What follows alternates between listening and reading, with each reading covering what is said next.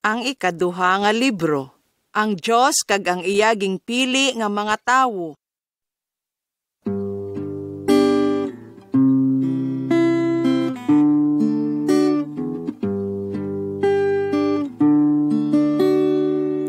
Ikaw, O Diyos, ang Diyos nga gamhanan.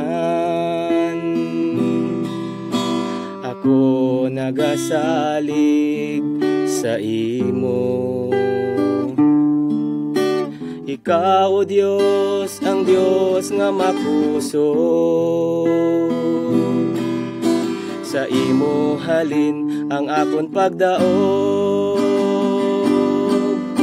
Ako nagaluhod, ako nagasamba. Ikaw, O Diyos, ang hari ko, pangayan mo ginataas.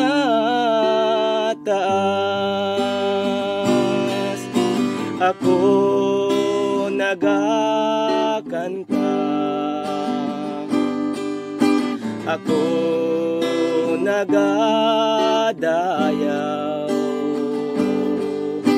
Ikaw, O Diyos, ang pagdaog, pangayan mo hay gamhanan.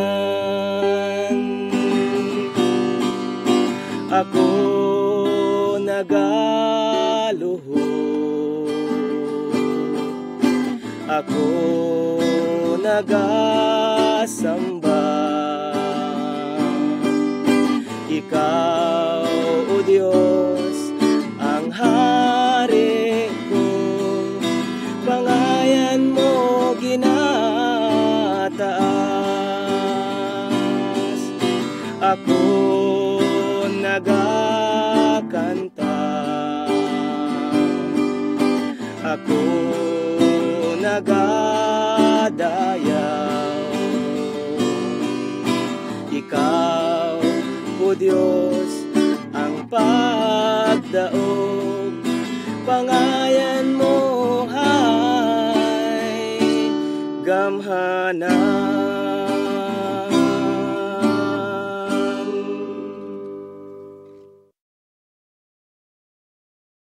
Kumusta sa tanan?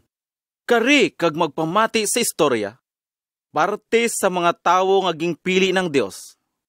Ang Dios lang gid ang nagpili kag nagtao ning awtoridad, gahom kag abilidad, agod matabo ang plano ng Dios sa bilog nga kalibutan. Pamati sa kaset, kag magsiro sa mga litrato. Siroa ang masunod nga litrato, pag mabatian mo ini nga sinyas.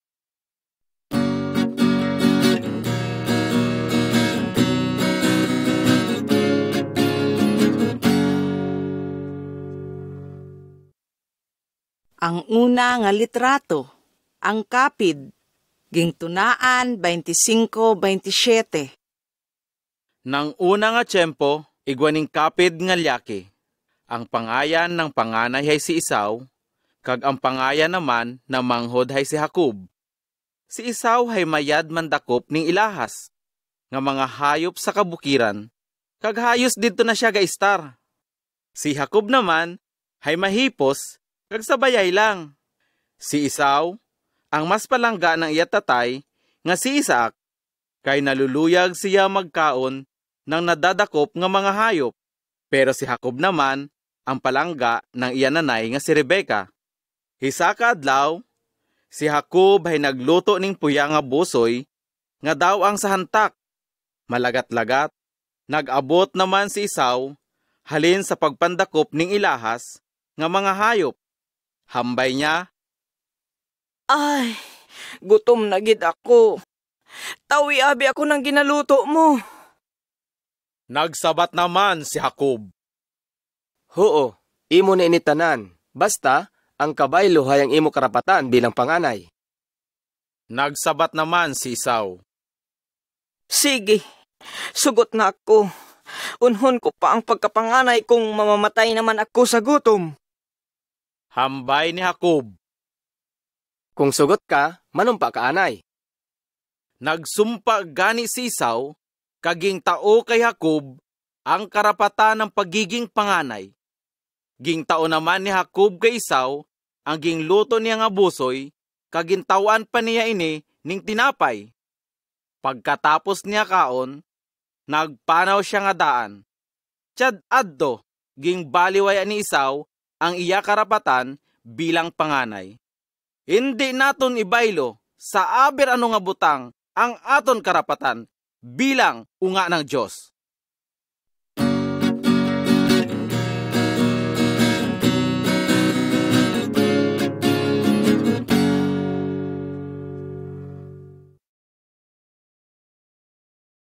Ang ikaduha nga litrato, ang pananamgo ni Jacob, gingtunaan 28 Gs. Isa ka adlaw, gingtawag ni Isaac si Jacob. Siling niya, "Kadto sa Mesopotamia, sa banwa ng imulolo Bituel, dito ka pumili ng mapapangasawa sa mga halimo, sa mga unga ng imo angkol Laban. Kabay pa nga pakamayuhon ka ng Diyos, nga makagagahom sa tanan." Ngani nagpanaw si Jacob pakadto sa Haran. Inabot siya ning duyom sa dayan. Ngani, didto na lang nagpaligad ning gabi. Nagbuoy siya ning isa nga bato. Kag imaw ang iyaging gamit nga uyunan sa pagtuyog. Tanawa ang litrato. Adto nga gabi, siya hay nagpananamgo. May nakita siya nga hagdanan nga abot sa langit. Kag nakita niya nga nagasaka kag nagapanaog ang mga anghel.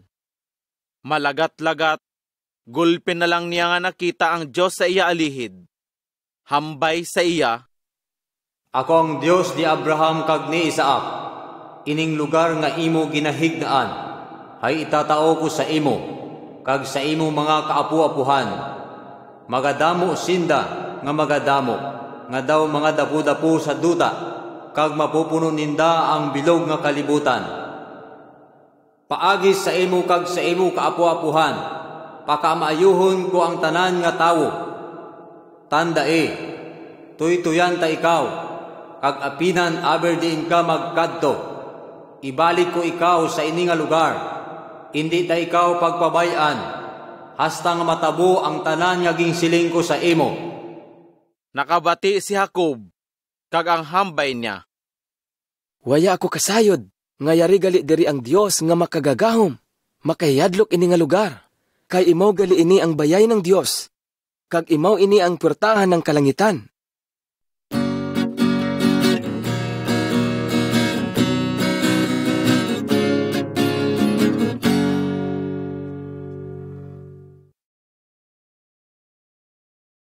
Ang ikatuyo nga litrato, ang mga hayop ni Jacob kag mga hayop ni Laban, gingtunaan 31:1. Pag-abot ni Jacob sa banwa, ng iya mga hali sa Mesopotamia, nakilaya niya ang iangkol nga si Laban. Nagtrabaho siya ning 7 ka tuig sa iya angkol, para mapangasawa niya ang iya unga nga si Raquel. Pero, dinaya siya ni Laban, kay si Leah ang gingpasawa sa iya. Ngani nagtrabaho liwat si Jacob ning 7 ka tuig para mapangasawa niya si Raquel.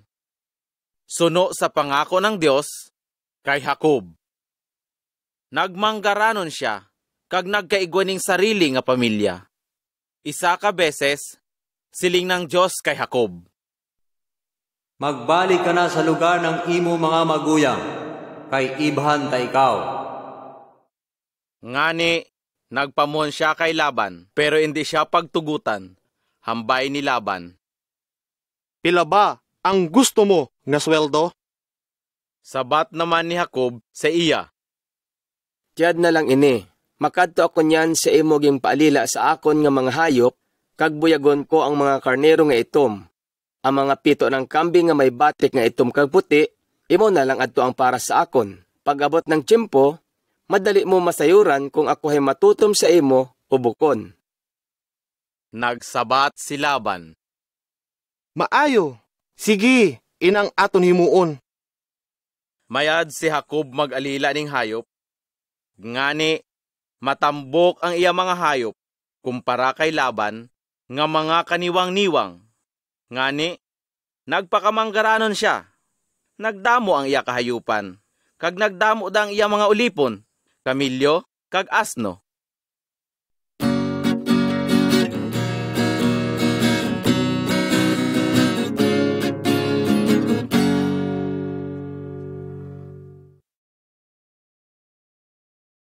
Ang ikaupat nga litrato. Ang pagbato ni Jacob sa liyaki. Gingtunaan 32:22. Tungod sa hambay ng Diyos kay Jacob, nga magbalik na siya sa lugar nga iyaging bahuyan sa Kanaan. Nagpauli siya kaibahan ng iya duha nga asawa, kag mga unga, mga ulipon, kag mga hayop. Waya na siya nagpamuhon kay Laban nang siyahay nagpanaw. Isa ka gabi, nagbati si Jacob kaging tabok niya sa suba ng habok, ang duha niya nga asawa, ang iya 11 nga unga, kag duha nga ulipon nga babayi. Pagkatapos nga may tabok niya ang tanan nga pagkabutang, nagbalik siya nga siya na lang sa kabuak. Nyan, nang siya na lang, may nag-abot nga isa ka lyake, kag nagdinumugan sinda, hasta mag-aga. Nang nagasubat na ang adlaw, gingluat ng lyake ang baliwang ni Jacob. Ngani, siyahay napaki, siling ng lyake. Buhiin na ako, kay masubat na ang adlaw. Ang sabat naman ni Jacob, Hindi ta ikaw buhian, mintras hindi mo ako bendisyonan. gimpangutanan ng lyake kung sino siya. Kaging hambay niya nga siya hay si Jacob, siling sa iya ng lyake. Tuna niyan, Israel na ang tawag sa imo, buko na Jacob, kay nagbato ka sa Dios kag sa mga tawo, kag ikaw hay nagdaog. Nagpangutana si Jacob. Ano ang ngayan mo? Ang sabat naman ng lyake, Basi gusto mo pa, nga masayuran? pagkatapos, ging bendisyonan niya si Jacob.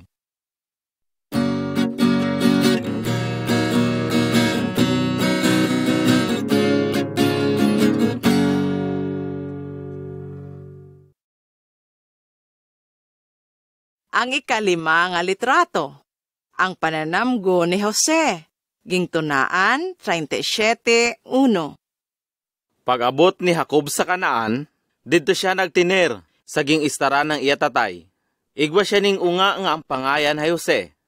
Nang ang iya edad hay 17 na, nag-alila siya ning mga karnero, kaibahan ang iya mga maguyang sa tatay. Ang mga unga ni Bilha kag Selpa. Sayod niya, ang malain nga ginahimo ng iya mga maguyang, nga niging balita niya ini sa iya tatay. Isa ka gabi, nagpananamgo siya, kag nangging balita niya ini sa iya mga maguyang, siling niya. Igwa ako ning pananamgo. Kita ko no hay ito sa uma, kag nagabugkos ng inani nga humay. Nagtindog ko no ang akon binugkos nga humay, kag nagduko sa alihid ng akon binugkos, ang indo mga binugkos nga humay. Ang pangutana ng iya mga maguyang. Ano? Ang gusto mo ba hambayon? Hay maghari ka sa amon? Kag lalo sinda nga nahangit kay Jose.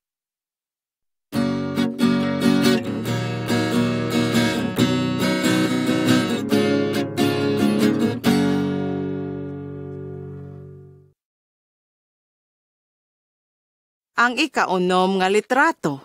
Ang pagbaligya kay Jose. Gingtunaan 37:12.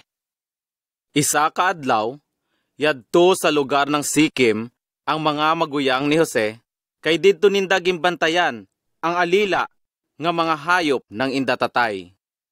Gingtawag ni Israel si Jose, kaging sugo nga magkadto sa iya mga maguyang. Nagtuma naman si Jose, hambay ng iya tatay. Tanawa kung maayo ang inda kamutangan didto. Balik nga daan, agod masayuran ko. Pag-abot niya sa lugar ng Sikem, nagpinangutana siya. Ginapangita kong akon mga maguyang, nga nagabantay ng amon mga hayop, din ba yasin dahampig? may naghambay sa iya nga nagpanaw na sinda. Kag sa lugar ng duta nagkadto. Ngani, sumunod si Jose, kag nakita niya didto ang iya mga maguyang. Malayo pa hay nalantaw na siya ng iya mga maguyang. Nagkaisa sinda, nga patyon siya. Hambay ninda, Yara na pirmi ang nagapananamgo. Patyon naton, kag ihuyog sa balon. Kag ibalita naton naging kaon ng mapintas nga hayop. Siroon naton kung ano ang matabo sa iya mga pananamgo. nabatian ni Ruben ang inda ginaplano. Ngani, ging-isip niya nga luwason ng iya manghod. Hambay niya, Ayaw! Hindi naton siya paghimuan ning malain. Maayo pa, ihuyog na lang naton sa balon. Paglapit ni Jose, inubahan ninda siya, kaging huyog sa waya tubig nga balong. Mintras gakaon sinda, may nalantaw sinda nga grupo ng mga Ismailita, nga halin sa Galaad. Ang inda mga kamelyo, hay may karga nga mga hihimuon nga pahumot, nga dadayon sa Ehipto. Hambay ni Huda sa iya mga hali. Maayo pa ba ya? Hay ibaligya na lang naton siya sa mga Ismailita kaysa atong patyon. Kag sinda hay nagkasinugtanan. Nang malapit na ang mga negosyante, ging baligya ninda si Jose sa kantidad nga 20 kabilog nga pilak. Kag si Jose hay ging daya ng mga Ismailita sa Ehipto.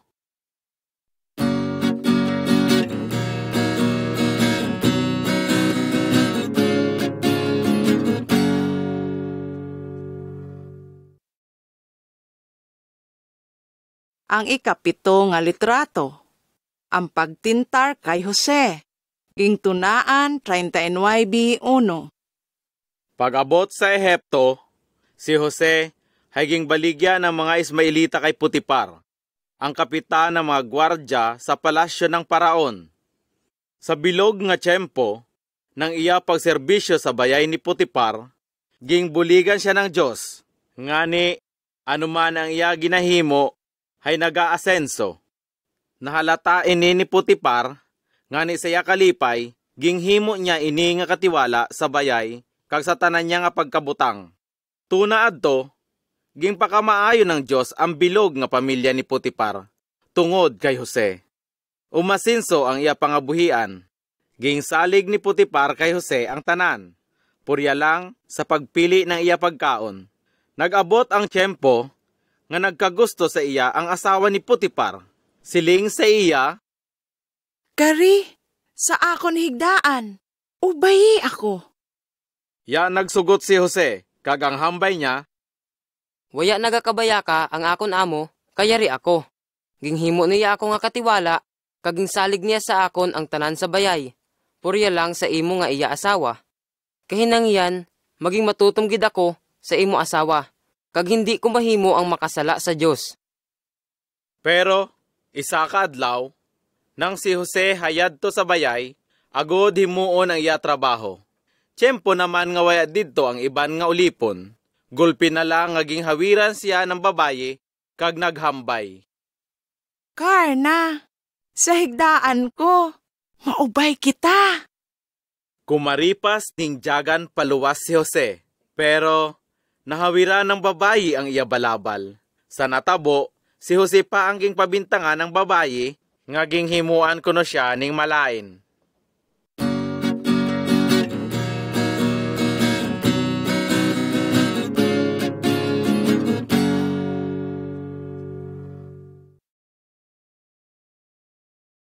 Ang ikawayo nga litrato, ang pag-eksplikar ni Jose sa pananamgo, ging tunaan 41. Tungod sa natabo, nakulong si Jose. Pero, aber sa prisuhan, padayon siya ang aging buligan ng Diyos.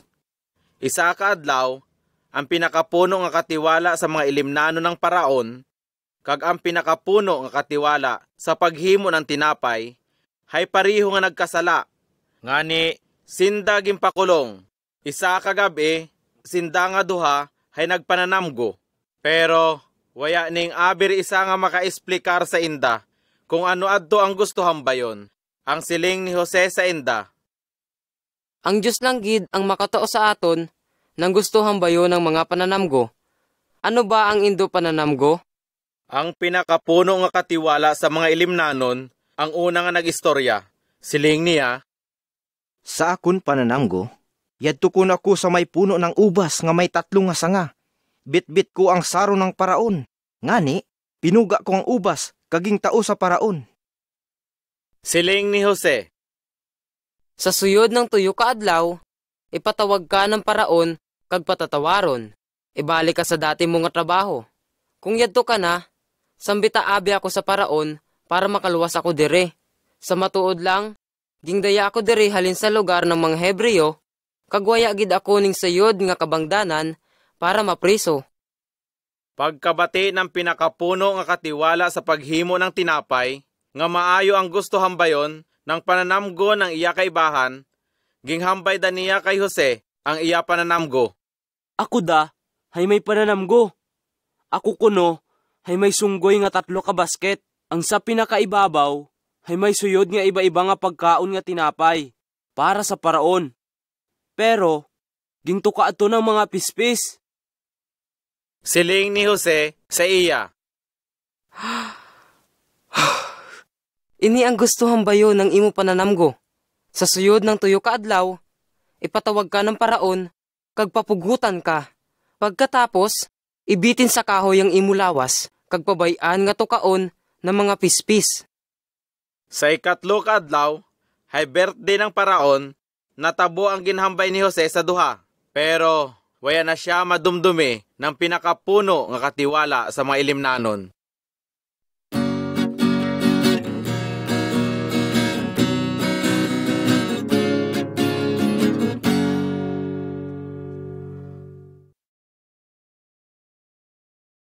Ang 9 nga litrato, ang pananamgo ng paraon. Gingtunaan 41:1. Pagkaligad ng duha ka tuig, ang paraon naman ang nagpananamgo. Sa iya pananamgo, nakita niya nga siya ay nakatindog sa pangpang ng suba ng Nilo. Malagat-lagat, may 7 nga kayo-ayo kagatambok-tambok nga mga baka ang nagtaka sa suba, kag nagpanabsab ng gunahon. Waya nagdugay, nagtakas da ang 7 nga kalain-lain kag kaniwang-niwang nga mga baka. Lumapit sinda, kaging kaon ang 7 nga katambok-tambok nga mga baka. Pagkatapos adto, nakabati ang paraon. Nagkatuyog siya liwat, kag nagpananamgo naman siya. May 7 nga uhay nga nagluwa sa isa ka puno. Kayo-ayo kag katambok-tambok ang mga uhay. Malagat-lagat, may nagluwas da nga 7 ka uhay nga maniwang.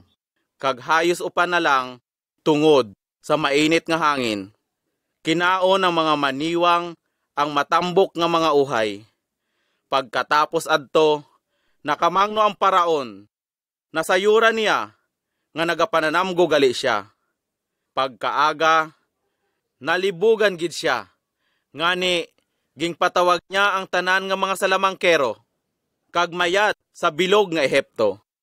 Gingbalita niya ang iya pananamgo, pero abir isahay waya ning may nakaesplikar. Nagpalapit sa paraon, ang pinakapuno nga katiwala ng mga ilimnanon, kag nagsiling. Igwa dito ning isa ka binatilyong Hebreo, nga ulipo ng kapitan ng mga gwardya, nga kaibahan namon dati sa presuhan. Siya hay nakakapag-esplikar ng mga pananamgo. Ging patawag nga daan ng paraon si Jose. Siling ng paraon sa iya. Ako hay nagpananamgo, pero waya ning may makapag-esplikar kung ano adto ang gusto hambayon. Nabalitaan ko nga maayo ka mag-esplikar ng mga pananamgo. Nagsabat si Jose. Bukon sa akon halin ang sabat, ang Diyos lang gid ang makatao kung ano ang gusto hambayon ng mga pananamgo. Nakita ng hari ang espiritu ng Diyos ngayadto kay Jose. Gani, ginghimo siya nga mamahaya sa bilog nga Ehipto.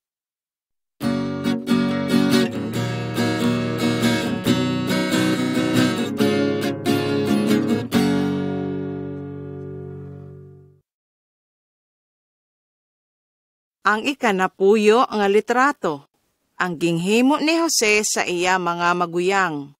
Gingtunaan 42:5. Nagpati ang paraon sa ginesplikar ni Jose, parte sa iya pananamgo, kag nagustuhan niya pati mga pinuno sa Ehipto ang maayo nga plano ni Jose, ngani ginghimo siya nga gobernador ng bilog nga Ehipto. Nag-abot ang 7 ka tuig nga abunda kag maayo ang patubas. Pagkatapos, nag-abot naman ang 7 ka tuig nga subragid kakuli, aber diin nga lugar sa Kanaan. Ngani, nagkadto sa Ehipto ang napuyo nga mga maguyang ni Jose. Agod, magbakay ning pagkaon. Si Jose, bilang gobernador ng Ehipto, ang nag-aasikaso sa pagbaligya ng pagkaon sa mga tawo. Ngani, sa iya nagkadto ang iya mga hali. Paglapit ninda, nagluhod sinda sa iya tubangan. Nakilaya nga daan sinda ni Jose, pero waya siya makilaya na iya mga maguyang. Nagpangutana siya, Taga-diin ka mo? Taga Kanaan, nagkari kami para magbakay ning pagkaon. Nagsiling si Jose, Kamuhay mga espiya, kag nagkari ka mo para maniktik, di ba? Taya, bukon kita, mabakay lang kami ini pagkaon. hambay ni Jose.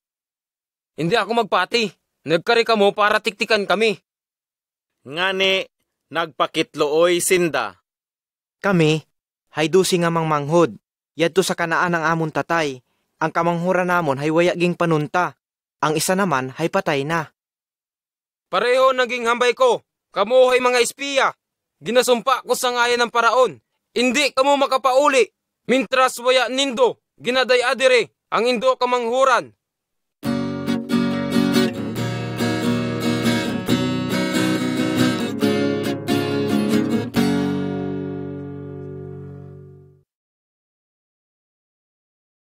Ang ika-11 nga litrato. Ang pagpakilaya ni Jose sa iya mga hali. Gingtunaan 43:1. Ging papreso ni Jose ang iya mga maguyang. Pagkaligad ng 3 ka adlaw, hambay niya sa inda. Isa na lang sa indo ang ikukulong. Ang iba ay magdayanan ni pagkaon, nga babakyo nindo, para sa bilog nindo nga pamilya. Pero bumalik amo nga daan, daya ang kamanghuran nindo nga hali. Dire ko masasayuran kung nagahambay ka mo ning matuod. Kag nagsugot sinda tanan, lalo pagid nagpakagrabe ang kakuli sa bilog nga lugar ng Kanaan. Hindi gid kunta panunton ni Jacob si Benjamin. Pero waya gid sinda ning may makaon, ngani siling niya, Oh, sige, sugot ako. Magdaya ka mo ning regalo sa gobernador. pag-abot ninda, gingsugo ni Jose ang iya katiwala. Daya sinda sa bayay, magpreparar ka ng pagkaon, kay kaibahan ko niyan sinda sa pagkaon sa igma. Pag-abot ni Jose, nagluhod sinda tanan sa iya tubangan. Kaging tao ang dayaninda nga regalo. Ging pangutana sinda ni Jose. Kamusta naman ang indo tatay? Maayo naman siya, kag madasig pa da. Kag nagluhod sinda liwat sa iya tubangan. Pagkakita ni Jose kay Benjamin, nagpangutana siya. Ini ba ang ginahambay nindo, nga indo kamanghuran? Hindi gid mapugong ni Jose ang iya nababatyagan nang makita niya ang iya matuod nga hali. Ngani, nagsuyod siya sa kwarto kag nagtangis. Gingsugo ni Jose ang iya katiwala. Punaning trigo, ang inda mga butangan, kag ang butangan ng kamanghuran, ipiot mo ang akong ginainuman nga pilak. Pagkaaga, nagpanaw na sinda, pero waya pa sinda nakalayo sa syudad. Gingsugo ni Jose ang iya katiwala. Lahayad to nga mga tawo, kag pabalikon dire. Yadto pa si Jose sa bayay nang magbalik ang iya mga hali. Pag-abot ninda, nagluhod sinda sa iya tubangan. Siling ni Jose, Ano ining ginghimo nindo? Basigin buin nindo ang akong baso nga pilak. ang sabat ninda. Waya na kami ning mahambay kag mairarason sa mga natabo. Ngani, bukon lang ang nakitaan ng baso, kundi tanan kami hay ulipunon mo na lang. Siling ni Jose, Hindi ko ina mahihimo. Ang nakitaan lang ng akon baso, ang himuon ko nga ulipon, ang iba ay makauli na sa indo tatay. Nagpalapit si Juda nga pinakapanganay, siling niya kay Jose. Hindi ako magbalik kung bukon ko kaibahan si Benjamin. Hindi ko gid matiis ang sobra nga kalisod nga nababatyagan ng amon tatay. Hindi gid mapugong ni Jose ang iya nababatyagan. Ngani, ging pahalin niya ang iya mga ulipon. Nang sinda na lang, nagpakilaya si Jose sa iya mga hali kung sino siya. Siling niya, Ako si Jose. Buhi pagida ba ang aton tatay?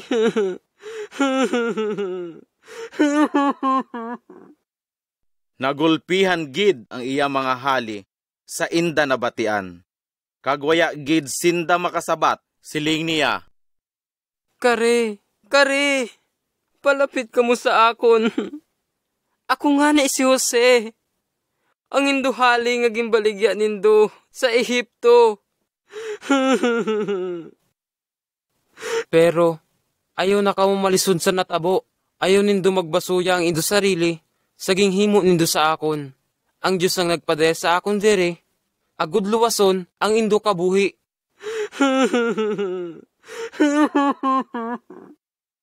Nagatangis si Jose nga ginakupkupan si Benjamin. Kag nagkupkup da ini kay Jose nga nagatangis. Padayon siya nga nagauwang. Mintras nga isa-isa niya nga ginaharuan ang iya mga hali. Pagkatapos, nagbalik sinda kaging balita sa inda tatay. Yay! Yay! Buhi pa si Jose! Siya ang tagapamahaya ng bilog na Ehipto!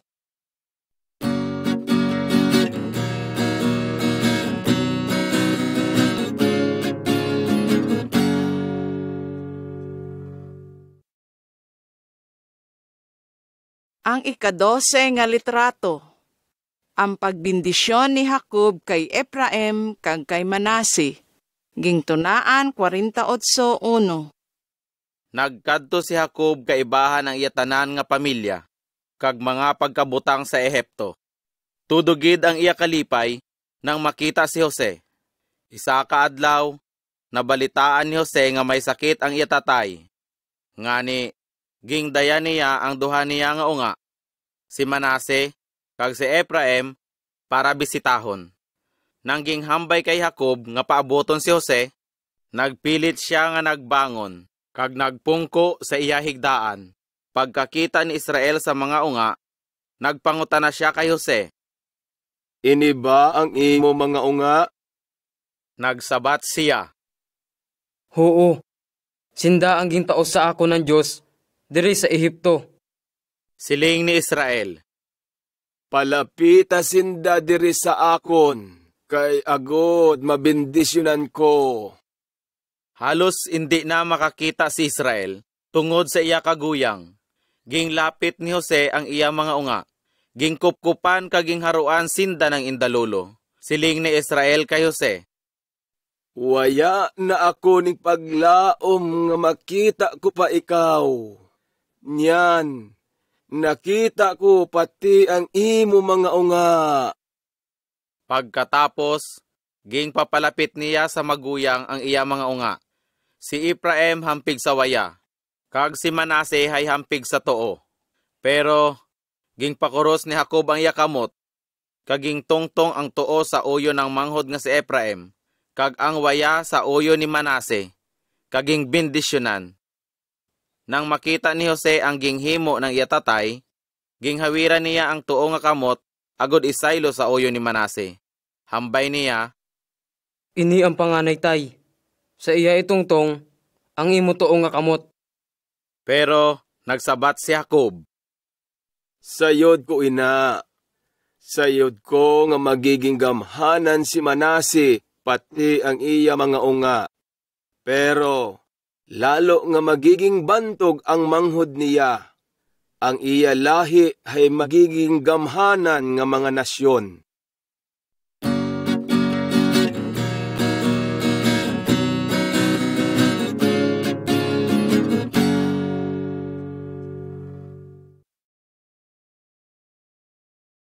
Higwaning tawo, nga ang pangayan hay Moises, nga nagluwas sa iya mga kasimanwa sa inda pagkaulipon.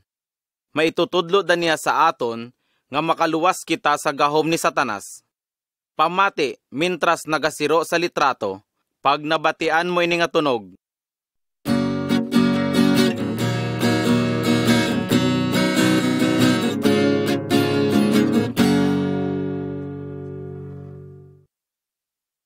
Ang pang-13 nga litrato, ang pagluwas kay Moises.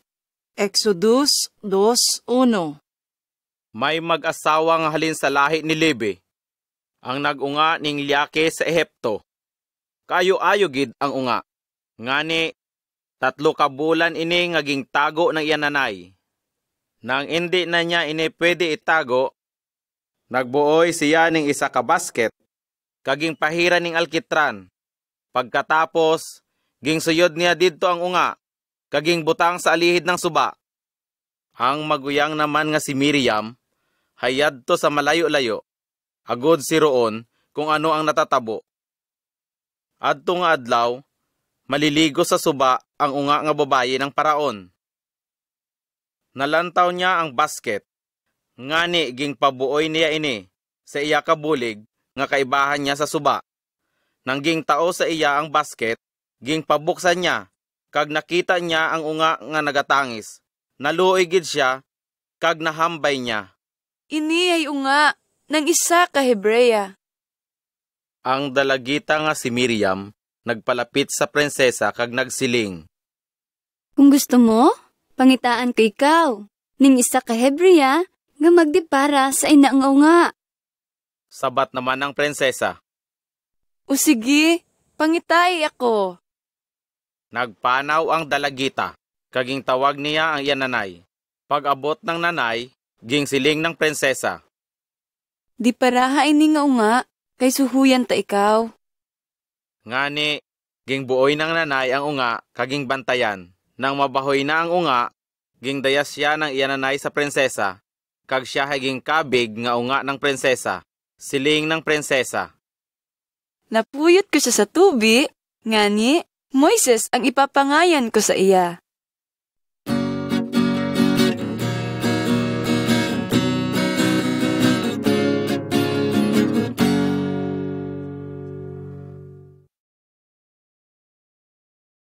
Ang ika-14 nga litrato, ang pagsugo ng Diyos kay Moises. Exodus 3:1. Nang soltero na si Moises, ging bisita niya ang iya mga kasimanwa, kag nakita niya nga ginasakit ng isa ka Ehipsyo, ang isa ka Hebreyo. Nagpanglikita siya. Nang waya siya ning may makita nga tawo, pinatay niya ang Ehipsyo, kaging lubong sa baybay. Nakaabot ang balita sa paraon, ngani gusto niya nga ipapatay si Moises, pero naglaya siya, hasta nga nakaabot sa lugar ng Madyan. Kag nakapangasawa na didto. Isa ka adlaw, gingdayan niya ang mga hayop nga alila ng iyabyanan nga si Jethro sa isa ka disyerto, hasta nga nakaabot siya sa lugar ng Horeb, sa bukid ng Diyos. Didto ang anghel ng Ginoo ay nagpakita sa iya, nga daw kalayo nga nagadayab sa tunga ng isa ka mababa nga puno ng kahoy. Nakita ni Moises nga nagadayab, pero waya nasusunog. Ngani nahambay niya sa iya sarili. Makatitingaya ini. Siroon ko abi maayo, kung basi waya nasusunog ang puno, pero nagadayab. Mapalapit na konta si Moises, pero ging tawag siya ng Diyos halin sa nagadayab nga puno ng kahoy. Moises! Moises! Sabat niya, Ano adto? siling ng Diyos, Ayaw magpalapit dire. Ubaha ang imo sandalyas, kay banal nga lugar ang imo ginatindugan. Ako ang Diyos ng imo mga maguyang, nina Abraham, Isaac kag Jacob. ging tabunan ni Moises ang iya itsura, kay nahadlok siya magsiro sa Diyos. Siling pa sa iya ng Diyos. Nakita ko ang sobrang nga pagpahuga ng mga Ehipsyo, nga akon mga unga. Nababatian ko ang inda pagtawag sa akon. Ngani, nagbaba ako agud buyon sinda sa Ehipto, kag ihatod sa lugar nga maayo, malapad kag abunda sa tanan nga bagay. Ngani, pakadtuon ta ikaw sa Paraon, agud dayon mo, paluwas sa Ehipto ang akon banwa. Nagsabat si Moises. Sino ako nga maatubang sa Paraon kag magluwas ng mga Israelita? Ang sabat sa iya ng Diyos, Ayaw magkalibog, hindi ta ikaw pagpabayan.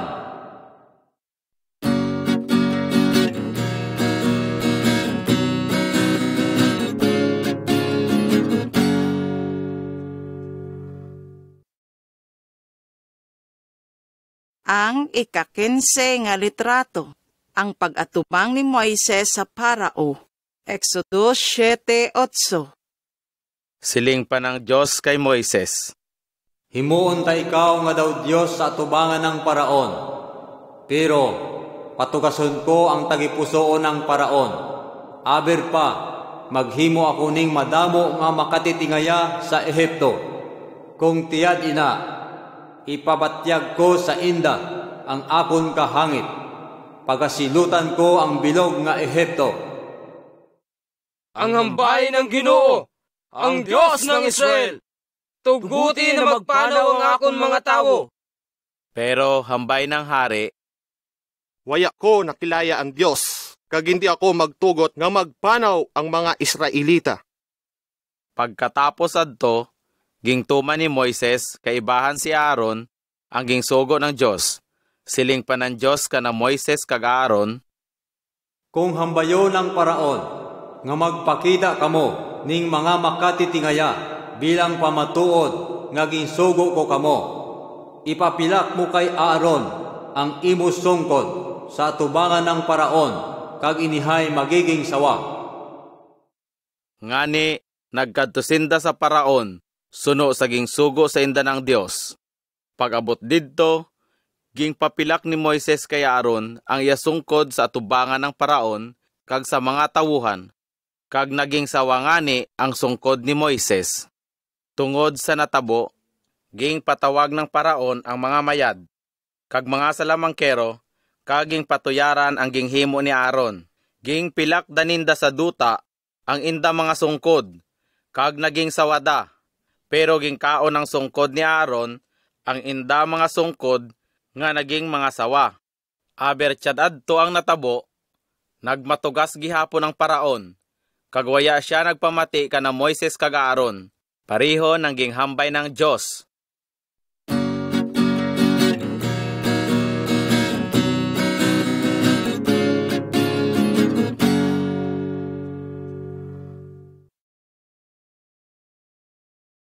Ang ika-16 nga litrato, ang pagputang ning dugo sa mga puertahan. Exodus 12:1. Isa ka beses, siling ng Diyos ka na Moises kag Aaron. Tuna niyan, ini nga bulan ay ang maging unang nga bulan ng tuig para sa Indo. Hambayan sa bilog nga pamuluyo ng Israel, nga sa ikanapuyo nga adlaw ng ini nga bulan, kada pamilya ay magpili ning isa ka kordero o bisiro nga kambing para sa inda pamilya. Kahinang yan, ang kordero o kambing halyaki, isa ka tuig ang edad kagwaya ning diferensya. Pagkatapos, magmuoy sinda ning dugo, kag ipapahid sa mga hamba kag sa ibabaw ng pertahan ng bayay, kung diin kaunon ang kordero o kambing. Pagkagabi, litsunon adto kag kaunon kaibahan ng tinapay nga waya ning pampahabok kag nang mapait nga utan. Ayaw nindo pagkauna ning hilaw o nilaga ang kordero o kambing.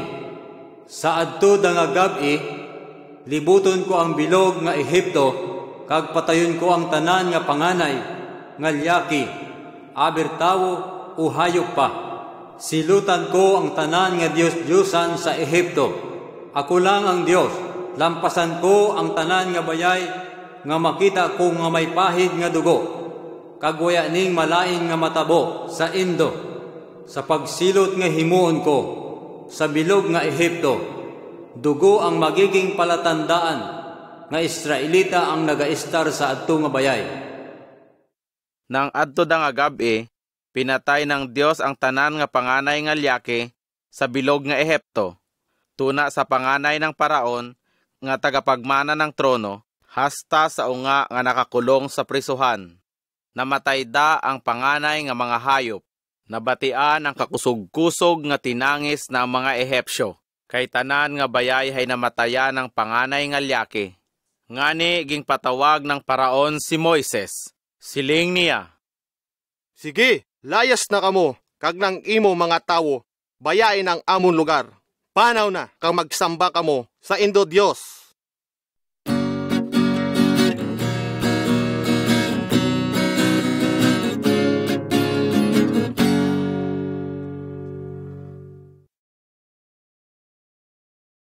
Ang ika-17 nga litrato, ang pagtabok ng mga Israelita sa dagat. Exodus 14:5. ging pangunahan ni Moises ang mga Israelita paluwas sa Ehipto. Pero nang masayuran ng paraon ang balita parte sa paghalin ng mga Israelita, nagbago ang isip niya, pati ang iya mga tawuhan, siling ninda. Basi naton gitugutan maghalin ang mga Israelita.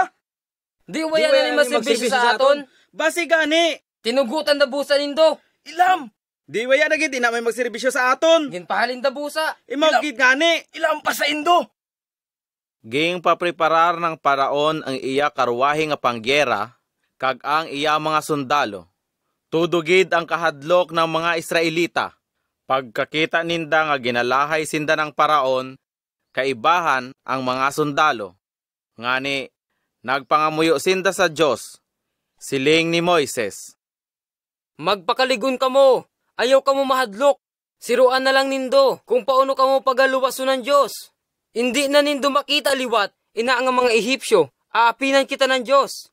Waya ka muning aber ano nga himuon. ging tudlo ni Moises ang iya sungkod sa ibabaw ng dagat. Bilog nga gabi, ging pahuyop ng Diyos ang isa ka makusog na hangin, halin sa este, kag natunga ang dagat. Ang mga Israelita ay nagpanaw sa dagat, nga ang ginatimakan ay uga nga duta, sa tunga ng daw pader nga tubi.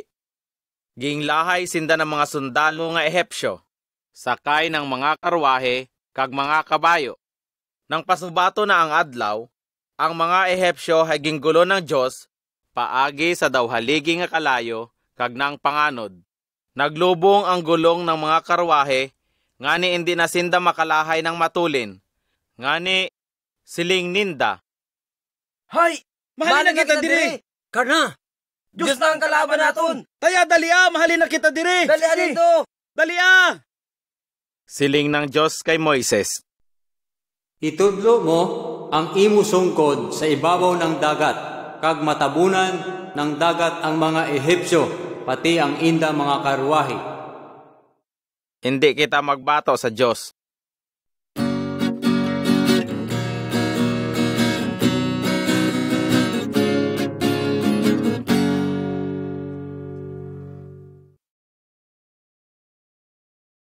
Ang ika-18 nga litrato, ang tubi nga nagluwas halin sa bato. Exodus 15:22. Padayon nga ging pangunahan ni Moises ang mga Israelita, kag naghalin sinda sa lugar nga ging tawag nga dagat ng mga tambo, pagkadto sa sur. 3 ka adlaw na sinda nga nagapanaw, haywaya pa sinda ning nakikita nga tubi, hasta nga nakaabot sinda sa sapa ng Mara. Pero hindi ninda mainom ang tubi dito kay kapait-pait. Ngani, ging tawag ninda adto nga sapa nga mapait. Nagreklamo kay Moises ang mga Israelita. Ano niya nang inumo naton?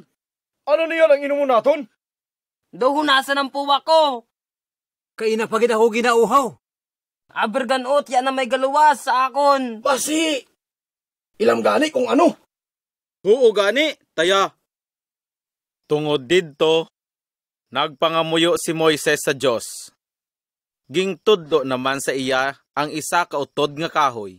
Ging buoy ini ni Moises kagimpilak sa tubi, kag nabuoy ang kapait. Dito ging tilawan sinda ng Diyos kagintawan ning patakaran.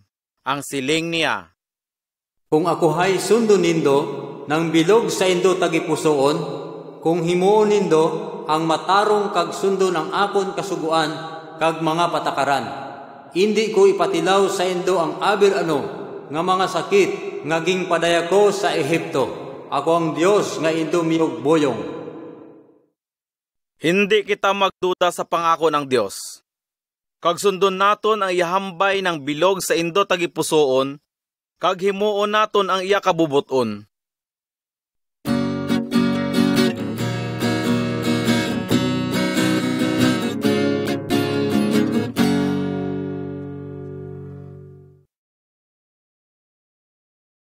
Ang ika-19 nga litrato, ang mensahe ng Diyos sa mga tao. Exodus 19:16. Ang mga Israelita ay nakaabot sa Sinai ng ikatuyo ka bulan, tuna na naghalinsinda sa Ehipto. Si Moises naman ay nagtukad sa bukid, agod makipag-istorya sa Diyos. Pagkatapos, naglusob si Moises, kag ging preparar ang mga tawo, agod sumamba. Ngani, ging limpyo ninda ang inda mga sarili. Ang bukid ay puno ning kadakmoy nga mga panganod, kag may nababatian nga makusog nga tunog nga daw trompeta. Tanan nga tawo ay nagpangurog sa kahadlok. Ging pangunahan ni Moises ang mga tawo, pakadto sa bukid para magatubang sa Diyos. Ging patukad ng Diyos si Moises, kag hambay ng Diyos sa iya, Ako, ang makagahom nga Dios, ang nagluwas sa indo sa Ehipto. Hindi kamo magluhod para magsamba sa mga Diyos-Diyosan. Hindi kamo maghimo ning mga Diyos-Diyosan, mga imahin o ribolto. Ayaw nindo paghambayan na waya kapuyos-puyos ang akon pangayan. Itaganan nindo sa akon ang adlaw nga inugpahuway. Hindi kamo magtrabaho sa adto nga adlaw. Tahoran nindo ang indo tatay kag nanay. Hindi kamo magpatay. Hindi kamo makipagrelasyon sa bukunindo asawa. Hindi kamo magpangawat. Hindi kamo magtestigo sa waya kamatuoran kontra sa indo isig katawo. Hindi kamo magkasina sa indo isig katawo.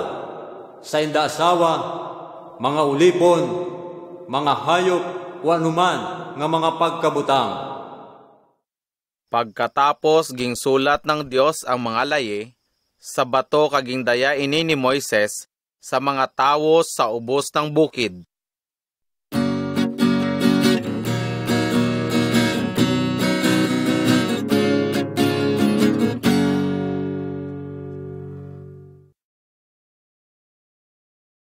Ang ika-20 nga litrato, ang sawa nga bronse, bilang 21:4. Nagpadayon ang mga Israelita sa pagpanaw, hasta nga makaabot sinda sa bukid ng Hor, pakadto sa dagat ng mga tambo. Tungod sa pasikot-sikot nga pagpinanaw, kag sa pagkaon nga ginatao sa inda ng Dios, nagreklamo sinda kay Moises. Ginasuba na kami sa mana nga pagkaon. Dingbuhi mo ba kami sa Ehipto para patyon? Waya kami diri ning makaon o mainom. Ginasubhan na kami sa mga mana nga pagkaon. Gimboy mo ba kami sa Ehipto para patyon? Yan na ba panibago nga pagkaon? Kugahuga dire. Ngani gimpadayan sinda ng Dios ning may dalit nga sawa, kag ang aber sino ang makagat hay namamatay. Ngani nagkadto sinda kay Moises, siling ninda. Nagkasala kami sa Diyos kag sa imo. Ipangamuyo mo sa Diyos nga buyon niya ang mga sawa. Ang buyon niya ang sawa. Buyayin ang mga sawa.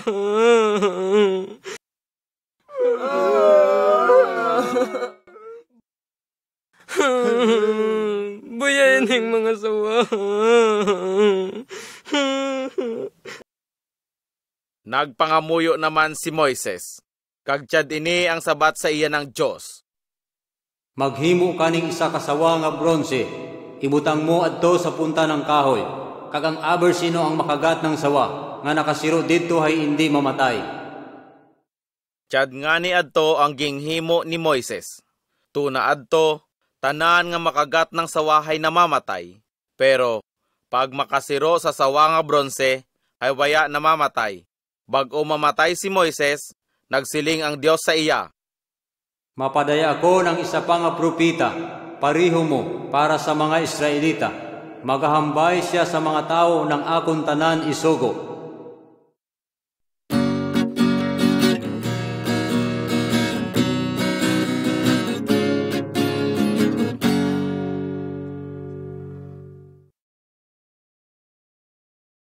Ang ika-21 nga litrato, ang pagpakaon ni Jesus sa 5,000 nga mga liyaki. 1:1. Madugay nga mga tinuig nga ang mga Israelita ay naghuyat ning miyog balita ng mensahe ng Diyos, pariho ni Moises.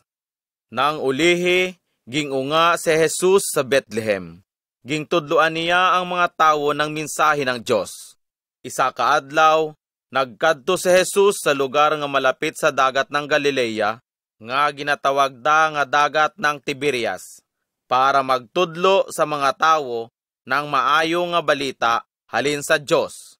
Kadamo-damo gid ang mga tawo nga nagasinunod sa iya, kay nakita ninda ang mga makatitingaya nga iya ginapanghimo sa mga may sakit. Nagtukad si Jesus kag ang iya mga disipulo sa bakuyod kag nagpungko didto. Paglantaw ni Jesus, nakita niya ang kadamo-damo nga mga tawo nga nagapalapit sa iya. Nagsiling siya kay Felipe. Sa diin baya kita makabakay ning pagkaon? Agud makakaon initanan nga tawo. Nagsabat si Felipe sa iya. Ini nga kadamo nga mga tawo, aberwayo pa kabulan nga sweldo ng ordinaryo nga trabador. Kuyang pa ini nga ibakay ning inda pagkaon. Malagat-lagat, si Andres nga maguyang ni Simon Pedro, nagsiling kay Jesus. Igwa diri, ning binatilyo nga may bayon, nga 5 kabilog nga tinapay, kag 2 kabilog nga maintik nga isda. Pero, ano lang ini sa tiyad ina kadamo nga mga tawo? Ambay ni Jesus sa inda. Papungkuan nindo ang mga tawo. Sa kadamo ng tawo, mga 5,000 ang liyake. Pagkatapos, gingbuoy ni Jesus ang tinapay, kag nagpasalamat sa Diyos, kag impataon niya ini sa mga tawo. Imawda ang iyaging himo sa isda, kag impantawan ang tanan hasta gusto ninda. Nang mabusog na sinda, nagsiling si Jesus sa iya mga disipulo. Tipunan nindo ang mga sobra, agud waya ning uyak. Ngani, gingtipon ninda ang tanan nga nabilin, kag nakatipon pa sinda ning 12 katabig nga tinapay, nga sobra ng mga nagkaon. Pagkakita ng mga tawo sa makatitingaya nga ginghimo ni Jesus, naghambay sinda. Imaw na gid ini! Siya ang miyog balita ng mensahe ng Diyos! Siya ang maabot sa kalibutan! Siya na gid ang miyog balita! Hambay sa inda ni Jesus. Ako ang tinapay ng kabuhi. Ang sino nga magkari sa akon, hay hindi na gutomon. Kag ang nagatuo sa akon, hay hindi na uhawon.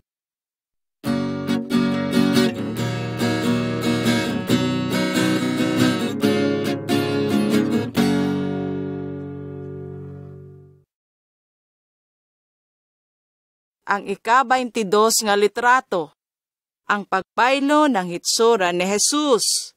Lucas 9:28. Isa ka beses, nagtukad si Jesus sa bukid, agod mga muyo. Gingdaya niya sina Pedro, Juan kag Jacob. Mintras nagapangamuyo siya, nagbago ang iya hitsura.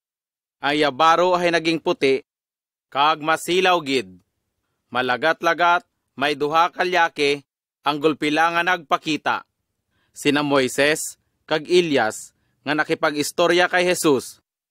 Nang mahalin na sa alihid ni Jesus, ang mga liyake, siling ni Pedro. Maestro, maayo pahay diri na lang kita. Mahimo kami ning 3 nga bayay-bayay. Isa sa imo, isa kay Moises, kag isa kay Elias. Nagahambay pa siya ng matabunan sinda, ning isa ka panganod, kag hinadlukan gid sinda. Kag may isa ka boses, halin sa panganod ang naghambay.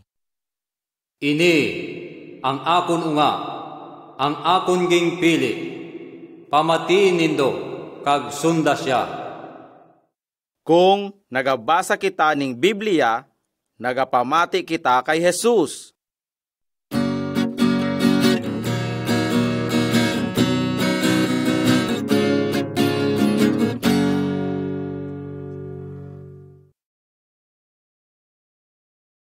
Ang ika-23 nga litrato, ang paglansang kay Jesus, Juan 3:14. Waya magpate, kag waya pagbatuna si Jesus ng mga Israelita. Gimpapatay ninda siya sa mga sundalo ng Roma. Kaibahan ang duha nga mga ngawat kag tulisan. Kita hay nagkasala sa Dios. Pero palangga niya kita, pag hindi niya gusto nga pagasilutan sa impyerno. Ngani, gingsaklihan kita ni Jesus. Siya ang namatay para sa aton, ambay pa ni Jesus. Kahinangyanda, nga itaas ang unga ng tawo sa kahoy, paagi sa paglansang sa cross, kag ang abersino nga nagatuo sa iya, ay hindi na mamatay, kundi magkaigwa ning kabuhi nga waya katapusan. Abersino ang nagatuo kay Jesus, hay waya na ning gahom sa iya ang dyablo. Gingsaylo na kita halin sa kamatayon, pakadto sa bag-o nga kabuhi, halin sa Dios, kay nagatuo kita sa iya unga.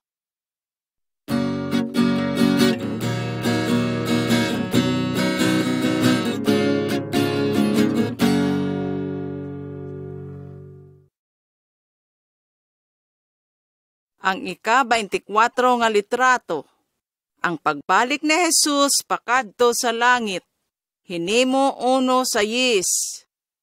Gingdakop kagintugyan si Jesus ng mga pinuno ng Hudyo sa mga sundalo ng Roma para ilansang sa krus. Pagkatapos, ginglubong ang lawas ni Jesus sa kuiba nga lubungan. Pero pagkaligad ng 3 kaadlaw, nabuhi siya liwat. Nagpakita si Jesus sa iya mga disipulo para pamatuuran nga nabuhi siya liwat. Mintras kaibahan ni Jesus ang iya mga disipulo, nagpangutan na sinda. Ginoo, imaw na ba ini nga tiyempo para patindugon liwat aging harian ng Israel? Oo nga ni, Ginoo. Imaw na ba ini? Nagsabat si Jesus. Ang mga tiyempo kag oras hay gingtala na ng Dios nga tatay. Hindi na kahinangyan pa nga masayuran nindo kung sano adto. Pero pagatawan kamo ning gahom, pagbaba sa indo ng Espiritu Santo, kag kamo hay magiging mga saksi ko sa Jerusalem, sa bilog nga Hudiya, kag Samaria, kag hasta sa bilog nga kalibutan.